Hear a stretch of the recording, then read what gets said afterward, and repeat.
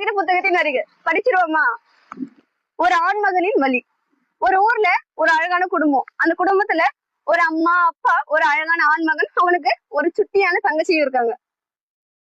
அந்த ஆண்மகன் என்னவோ ஒரு ஏழை வீட்டுல பிறந்துட்டாருங்க. கஷ்டப்பட்டு தானே ஆகணும், என்ன பண்றது? எப்படியோ கஷ்டப்பட்டு பள்ளி வாழ்க்கை முடிச்சு கல்லூரி வாழ்க்கையில காலை எடுத்து வைக்கிறாரு. கல்லூரி வாழ்க்கை இப்படி அப்படின்னு எப்படியே போகுது. 3ஆம் ஆண்டு வந்துட்டாரு.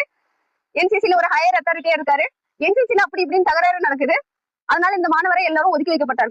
ஏனென்றால் இவர் தானே நியாயத்துக்காக குரல் கொடுத்தவரு. அப்புறம் என்ன பண்ணுவாங்க? தள்ளி வைக்கதான் பாப்பாங்க. எப்படியோ அப்படி இப்படின்னு பார்த்து ஃபைனல் இயர் முடிச்சுட்டு வந்துட்டாரு. அடுத்தது எம்ஏ இங்கிலீஷ் லிட்டரேச்சர் சேலம் 7 படிச்சிருக்காரு.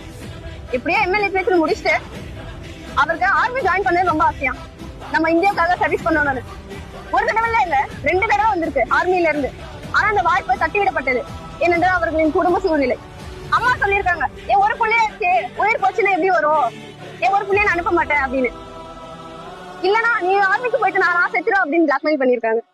எவன் ஒருவன் தனது வீட்டை காட்டிலும் தனது நாட்டிற்காக இருக்க வேண்டும் என்று எண்ணுகிறானோ அவனின் ஆசைகளோ அங்கே முடக்கப்படுகிறது. அவனின் எதிர்காலம் அங்கே அடங்கிவிடப்படுகிறது. இதை பெற்றோர்களாகிய நீங்க தான் புரிஞ்சுக்கணும். தன் புள்ள இருக்கான், இவன் போயிட்டு என்ன பண்ணணும்னு நினைக்காதீங்க.